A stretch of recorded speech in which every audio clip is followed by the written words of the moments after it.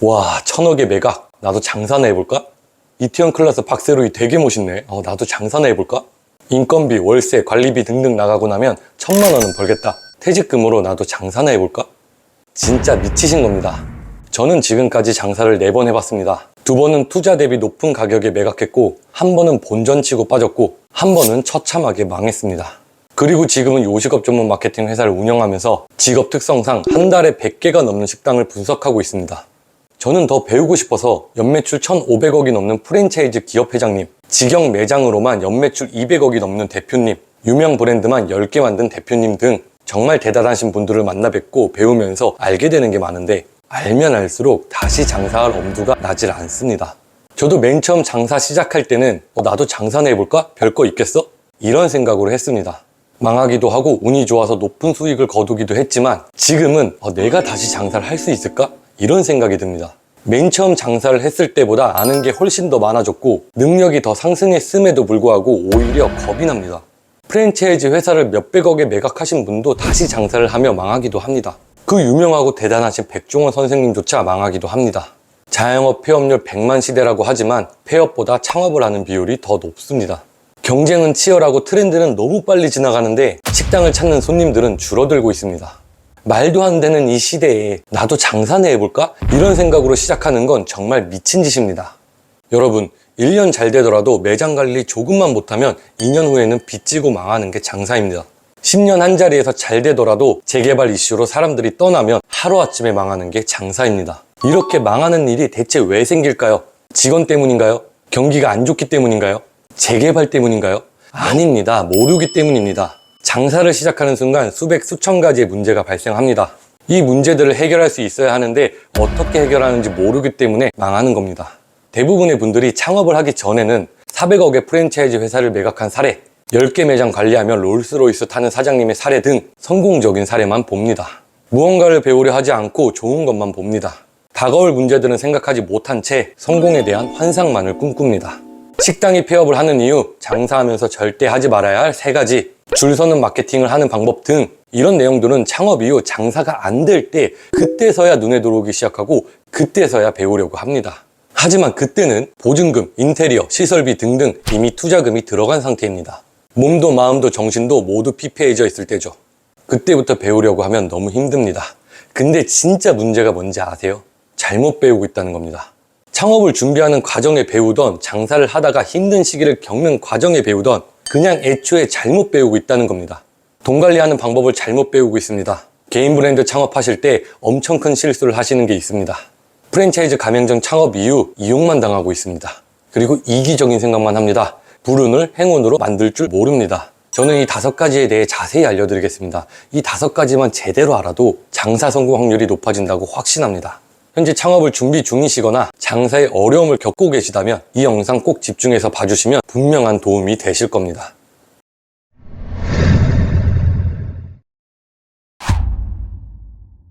장사가 잘 되더라도 망하는 이유가 뭐예요? 돈 관리를 못하기 때문입니다. 근데 이 돈 관리를 하려고 재물을 배우고 회계를 배우고 수익률 계산기 두드리고 이런 행동을 하는데 애초에 이런 걸 하실 게 아닙니다. 아니, 재무 배우고 회계 배우고 수익률 계산하는 방법 배울 거면 회계사를 하지 장사를 왜 합니까? 이런 걸 아셔야 하는 게 아니라니까요.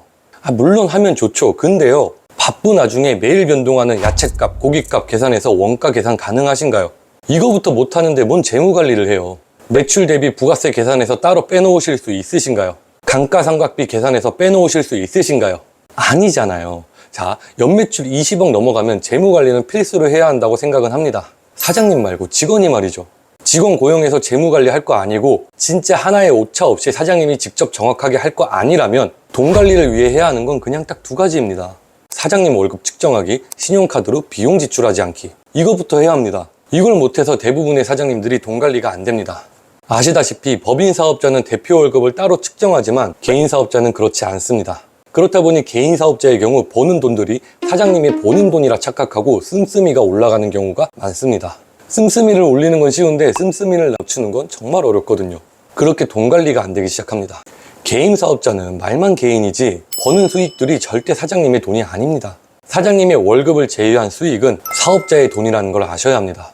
월급 측정은 수익률에 따라 다르겠지만 1000만 원 이하라면 200에서 300만 원, 2천만 원 이하라면 300에서 500만 원으로 측정하시는 게 가장 좋습니다. 나머지 돈은 무조건 사업자의 돈입니다. 절대 건드시면 안 됩니다. 그리고 돈 관리를 정말 잘하는 사람이 아니라면 신용카드도 사용하면 안 된다고 봅니다. 특히 현금이 없는 상태에서 재료값을 내기 위해 신용카드를 사용하는 건 절대 안 됩니다. 이러면 악순환의 연속입니다. 신용카드를 사용할 거라면 관리비 및 보험 지출 용도로만 사용하는 게 맞습니다. 재료값이 좀 부족하다. 부족한 대로 판매해서 솔드아웃 하거나 재료 소진으로 문 닫는 게 맞습니다. 그렇게 하면 인건비 대비 매출이 부족하다. 차라리 직원을 자르세요. 본인 실속도 못 챙기는데 누가 누굴 챙깁니까? 제가 24살에 군대 전역하고 아버지 사업 실패로 인해 제 눈앞에 놓인 빚만 15억이었습니다. 그 빚을 갚기 위해 강원도에서 150만 원 들고 서울 올라가서 진짜 별짓 다 하다가 어린 나이에 개인회생까지 했습니다. 저 고등학생 때는 회계 경시대에 입상할 만큼 회계 또한 자신도 있습니다. 근데 웃긴 건 제가 누군가 밑에서 일할 때는 그 사업의 회계 관리를 정말 잘했는데 막상 내 사업을 하니까 신경 쓸 게 많아서 못하겠더라고요. 저는 이렇게 별짓 다 겪어보면서 느꼈습니다. 내가 돈 관리를 진짜 잘할 수 있는 게 아니라 열심히 돈을 모아서 창업을 했고 그러다가 돈 때문에 장사에 어려움을 겪고 있다면 우선 신용카드부터 없애야 합니다. 그리고 욕심을 부리지 말고 현 상황에 맞춰서 운영을 해야 합니다. 사업하면서 버는 수익 내 돈이 아니라 생각해야 합니다. 내 월급을 제외하고 내가 운영하는 사업체의 돈이라 생각해야 합니다. 자, 다시 말씀드리지만 재무를 배울 게 아닙니다. 회계를 배울 게 아닙니다. 인스타에서 댓글 달면서 수익률 계산기 받고 원가 계산기 받고 재무 엑셀표 받고 이런 거 할 때가 아니라고요. 최저 생계비를 위한 사장님의 월급을 측정하고 신용카드부터 절대 사용하지 마세요. 이것부터 그냥 해두면 나머지는 자연스럽게 따라옵니다. 꼭 명심하시길 바랍니다. 창업을 하실 때 프랜차이즈 가맹점으로 하시는 경우가 있지만 처음부터 개인 브랜드를 만들어서 시작을 하시는 경우가 있습니다. 그런 경우에 분들에게 전달드리는 내용입니다. 프랜차이즈 가맹점에 대한 얘기는 다음 파트에서 이야기하겠습니다. 자, 개인 브랜드 시작하실 때 아이덴티티, 즉 식당의 정체성이 너무나 중요합니다. 그리고 이 정체성이 곧 브랜딩입니다. 근데 정체성이 전혀 없는 경우가 너무 많습니다. 몇 가지 예시를 들어볼게요. 간판은 고기의 신이라고 되어 있는데 막상 들어가면 평범합니다. 대체 어떠한 부분을 신이라고 하는지 모르겠습니다. 제가 예전에 급하게 어떤 카페를 가서 커피를 사다가 매장명이 좀 유치하고 신기해서 무슨 뜻인지 물어봤는데 직원분이 말하길 사장님 집 강아지 이름이라고 하더라고요. 와, 충격적이었습니다. 업체명은 땡땡땡 돼지라고 되어 있는데 삼겹살, 소고기, 막창, 심지어 오징어 볶음, 돈가스까지 모두 다 판매를 합니다.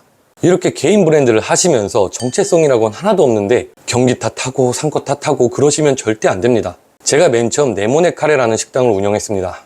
저와 저희 친누나가 만든 브랜드였고 모든 메뉴가 네모식이었고 반찬도 깍두기랑 깍둑 단무지만 드렸습니다.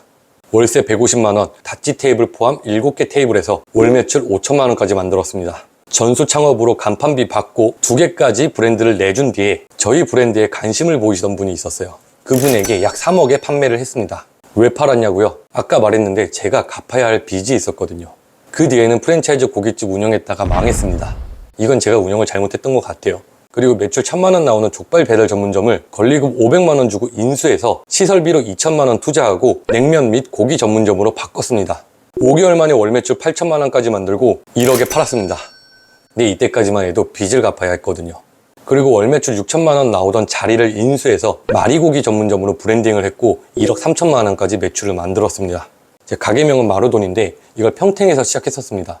그 당시에 평택에 있는 삼성 반도체가 어려워지는 걸 보고 큰일 나겠다 싶어서 우선 빠졌습니다. 거의 본전치고 빠진 건데 진짜 잘 빠졌죠. 지금 반도체 시장이 어려워서 오만전자잖아요. 반성문 쓰고 난리죠.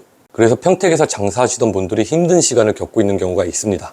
제가 그 당시 브랜딩을 엄청 잘했던 건 아닙니다. 근데 적어도 업체명, 분위기, 메뉴 등이 통일성 있고 일치하게 했습니다. 저는 푸드에비서라는 요식업 전문 마케팅 회사를 운영하면서 브랜딩에 대해 더 깊이 있는 내용을 공부하고 알게 됐지만 이걸 공부하기 전에도 최소한 업체명, 분위기, 메뉴 등이 일치하게끔 해야 하는 걸 명확하게 알고는 있었습니다. 근데 정말 많은 식당들이 이 세 가지가 일치하지 않습니다. 물론 브랜딩을 할 때 이 세 가지뿐만 아니라 해야 하는 건 정말 많고 깊이 있는 내용이 있습니다. 근데 브랜딩에 대해 깊이 있는 부분들을 초보 창업자가 할 수 있는 영역이 아니라 생각합니다. 그래서 많은 분들이 프랜차이즈 가맹점을 선택하시는 거죠. 하지만 그럼에도 프랜차이즈 가맹점이 아니라 개인 브랜드로 하실 거라면 최소한 업체명, 분위기, 메뉴 등은 일치해야 합니다. 손님들이 간판을 보고 식당에 들어와서 음식을 먹고 나가는 순간까지 이 세 가지를 통해 우리 식당이 기억에 남을 수 있어야 합니다. D급 자리에서 단골 장사를 하던 A급 자리에서 뜨내기 장사를 하던 모두 동일합니다. 이 세 가지는 통일성 있고 명확해야 합니다. 아니 근데 제가 이렇게 말했더니 이런 답변을 받은 적이 있습니다. 대표님이 말씀하신 대로 하려면 인테리어 때문에 투자금이 부족해요. 제가 뭐라 할게요? 아니 그러면 작게 하세요.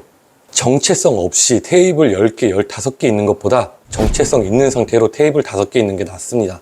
이 조그만한 브랜딩조차 못 하실 거라면 프랜차이즈 가맹점 하시는 게 낫습니다. 프랜차이즈 가맹점주가 되실 건가요? 그렇다면 머리 정말 잘 쓰셔야 합니다. 자, 일단 이건 그냥 듣기만 하세요. A급 자리에 프랜차이즈 가맹점을 하시는 경우의 대다수는 장사를 하는 게 아니라 투자를 하는 겁니다. 권리금 포함 10억을 들여서 A급 상권, A급 자리에 괜찮은 프랜차이즈 술집 하나 골라서 들어갑니다. 관리자 한 명만 잘 냅두면 매장 관리 엄청 신경 쓰지 않아도 보통 그런 자리에서 월 매출 3억 정도가 보장되어 있기 때문에 2년이면 10억 넘게 챙깁니다. 자, 이걸 13억 챙겼다고 가정해 봅시다. 그리고 2년이 지난 시점, 트렌드는 또 변해 있죠. 근데 이미 또 그 자리에서 본인이 가게를 하고 있기 때문에 권리금은 없습니다. 투자했던 10억은 다 회수했고 3억으로 현재 트렌드에 맞는 다른 프랜차이즈로 업종을 변경합니다. 그러면 또 1년에서 2년 장사 잘 됩니다. 근데 이때는 투자금이 적어서 3개월에서 5개월 사이면 투자금 다 회수하고 나머지 1년 6개월 정도는 순수익이 됩니다. 그렇게 몇 년 반복하다 보면 큰 수익이 생겨 있고 그 뒤에 다시 권리금 주고 빠집니다. 이렇게 몇십억 챙기고 건물 투자를 합니다. 이렇게 똑똑하게 하는 방법이 있는데 이게 가능하려면 애초에 좀 사업 감각도 있어야 되고 투자 감각도 있어야 하고 돈도 많아야 합니다. 근데 대부분의 분들은 이걸 못합니다. 여러분이 방금 말한 부류에 속해 있는 게 아니라면 자칫 잘못하는 순간 프랜차이즈 본사에게 이용만 당합니다.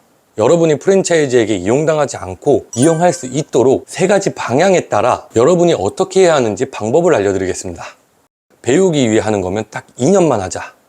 우선 장사에 대한 원대한 꿈이 있는데 장사를 어떻게 시작해야 할지 몰라서 프랜차이즈 가맹점을 시작하신다면 딱 2년만 하세요. 그리고 2년 안에는 대출금 포함 모든 투자금을 회수한다는 마인드로 하셔야 합니다. 그러려면 어떻게 해야 하죠? 아까 제가 말했던 사장님의 월급 진짜 낮게 측정해서 2년간은 인건비도 아껴가면서 회수를 꼭 해야 합니다. 그리고 2년간 본사 탓하지 말고 그냥 배우셔야 합니다. 어떻게 브랜딩을 했고 어떻게 메뉴 구성을 했고 장사는 어떻게 하는 거고 중간중간 열심히 공부도 하셔야겠죠. 그렇게 다양한 부분을 2년 안에 흡수해서 본인 걸로 만드셔야 합니다. 그리고 2년 뒤에 회수한 투자금을 가지고 프랜차이즈 가맹점을 운영하면서 배웠던 노하우와 중간중간 열심히 공부하면서 알게 된 지식을 합쳐서 더 좋은 자리에 가가지고 개인 브랜드를 시작하세요. 장사는 성장 아니면 퇴보입니다. 5년에서 10년 이상 오랜 기간 할 거라면 대중적이면서 가맹점이 많지 않은 걸 택하자. 성장이나 어떤 큰 목표가 있어서 장사를 하는 게 아니라 노후를 보내며 가족의 생계를 위해 장사를 하시는 경우라면 프랜차이즈 가맹점 선택은 정말 잘 고려하셔야 합니다. 대중적이면서 트렌드에 영향을 받지 않는 브랜드, 20대보단 30대, 40대, 50대가 좋아하는 브랜드, 가맹 홍보를 하지 않고 가맹점을 딱히 늘리지 않는 브랜드, 이런 브랜드를 선택하셔야 합니다. 저 개인적으로는 등촌 샤브샤브 칼국수가 있다고 봅니다. 자, 여기 로열티 없습니다. 물류 마진도 없습니다. 여기가 맨 처음 시작할 때 전수 창업식으로만 하지 다른 비용이 드는 게 없습니다. 근데 대중적이죠. 트렌드가 변한다고 해서 딱히 영향을 받지도 않습니다. 왜? 이미 30대에서 50대 분들이 좋아하거든요. 가맹점도 뭐 엄청 많은 것도 아니죠. 이런 건 동네에서만 진짜 장사 잘한다면 꾸준히 오래가는 브랜드라 생각합니다. 이런 브랜드를 선택해야 합니다. 현재 트렌드에 따라가면서 프랜차이즈를 선택하시다 보면 5년에서 10년 이상 못 하십니다. 막상 시작했는데 가맹점이 100개가 넘는 경우 빨리 빠져라. 이건 그냥 좀 제 생각인데 어떤 브랜드를 선택했는데 그 브랜드가 가맹점이 100개 이상 넘어간다면 빨리 빠지는 게 낫다고 봅니다. 100개 이상 넘어가고 200개 이상 넘어가기 시작하면 한 지역에만 그 브랜드가 최소 3개에서 많게는 6개까지도 있습니다. 수요가 분포되고 손님은 줄어듭니다. 이런 경우 온라인 마케팅을 해도 안 됩니다. 그 브랜드가 100개 넘어가기 시작한다면 하루빨리 가게 내놓으시고 다른 브랜드 찾으시는 게 손해를 피할 수 있는 방법이라 생각합니다. 물론 이건 제 생각이지 100%는 아닙니다. 자, 제가 처음에 말한 투자를 위해 프랜차이즈 가맹점을 선택하시는 경우가 아니라 세 가지 방향에 따라 프랜차이즈 가맹점을 선택하시는 경우라면 제가 말했던 부분을 참고하셔서 최대한 똑똑하게 장사를 하셨으면 합니다. 저는 이게 장사든 사업이든 간에 남을 잘 되게끔 하자. 이게 가장 좋은 마인드라고 봅니다. 정말 많은 분들이 이기적입니다. 거래처 상황은 신경 쓰지 않은 티에 그냥 깎아만 줬으면 좋겠고 직원들은 돈으로만 봅니다. 그리고 이 부분에 대해서 부정적으로만 생각하는 사람들이 있습니다. 잘해주면 기어오르고 무시한다는 거죠. 근데 진짜 그런 사람들이 있긴 있지만 이건 사장님의 역량이 부족한 거라 생각합니다. 남이 잘 되어야 나도 잘 됩니다. 이건 변하지 않는 법칙입니다. 이 예외의 경우가 있더라고요. 양아치, 사기꾼들이 그렇죠. 근데 진짜 독하게 먹고 진짜 양아치처럼 하고 진짜 사기꾼처럼 할 수 있는 게 아니라면 여러분들은 모두 착하거든요. 그러면 남을 잘 되게끔 해줘야 됩니다. 근데 내가 잘해준다고 해서 남도 똑같이 나한테 잘해줄 거라 생각하면 안 됩니다.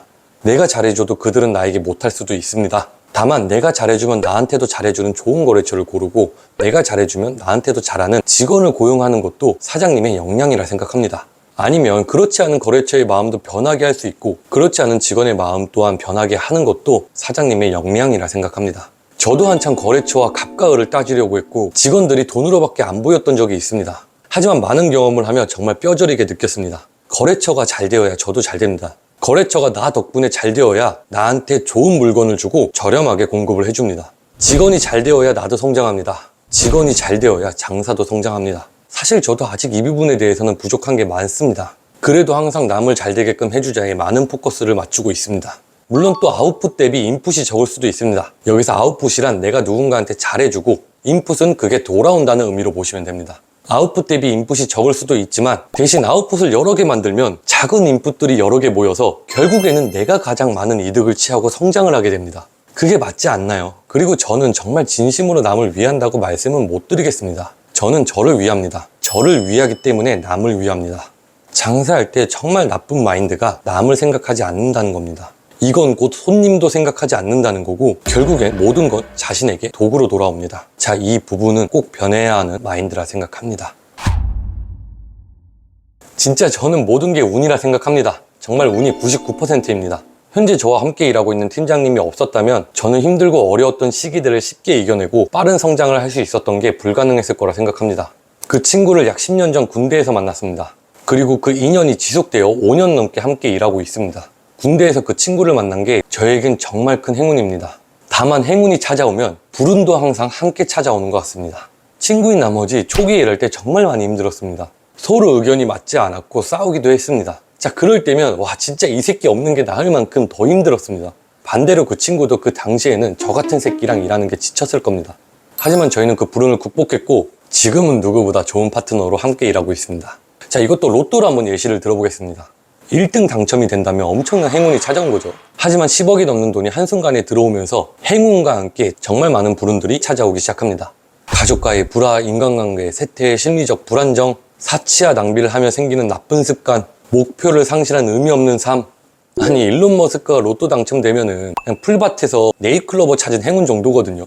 그 사람한테는 로또가 당첨된다고 해서 불운이 찾아오지는 않아요. 근데 우리는요, 로또가 당첨되면 불운이 무조건 함께 찾아옵니다.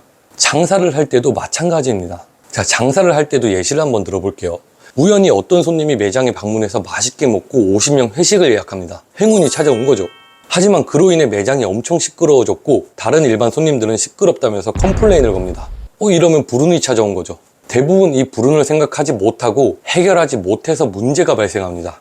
진짜 쉽습니다. 수십 명의 단체 예약이 있다면 그날 대관으로 변경하고 더 이상 손님을 안 받는 게 맞습니다. 단체 손님, 일반 손님 모두 다 받는다면 그날 매출은 더 상승하겠지만 일반 손님은 단체 손님 때문에 시끄러워서 불만족하고 사장님은 일반 손님 눈치 보면서 단체 손님들에게 가가지고 조금만 조용히 해달라고 말을 해버리게 됩니다. 그 순간 단체 손님, 일반 손님 모두 잃게 되는 겁니다. 이게 뭐죠? 행운이 찾아왔는데 불운을 스스로 만드는 꼴입니다. 찾아오는 운을 어떻게 달아서 더 좋은 운으로 만들지 생각해야 하고 불운의 문제를 어떻게 해결할 수 있는지 생각해야 합니다. 물론 코로나와 같이 어쩔 수 없는 불운이 찾아오기도 합니다. 근데 그게 나한테만 찾아온 불운이 아니잖아요. 그 코로나라는 불운 속에서도 돈을 번 장사꾼들은 존재합니다. 그리고 그거를 기회 삼아 코로나가 끝나자마자 엄청난 성장을 하신 분들도 많습니다. 그들은 그 불운을 행운으로 바꿨죠. 여러분, 저는 정말 운이 전부라고 생각합니다. 다만 본인의 문제 해결 능력에 따라 그 운이 행운이 될지 불운이 될지 정해지는 거라 생각합니다. 그러니 여러분에게 다가오는 불운들을 너무 부정적으로만 바라보지 마세요. 항상 그 불운을 기회라 생각하고 해결하려는 노력이 필요합니다. 그렇게 하나하나 해결하다 보면 결국에 그 불운들은 행운이 됩니다. 그러니 문제를 해결하는 능력을 꼭 키우세요.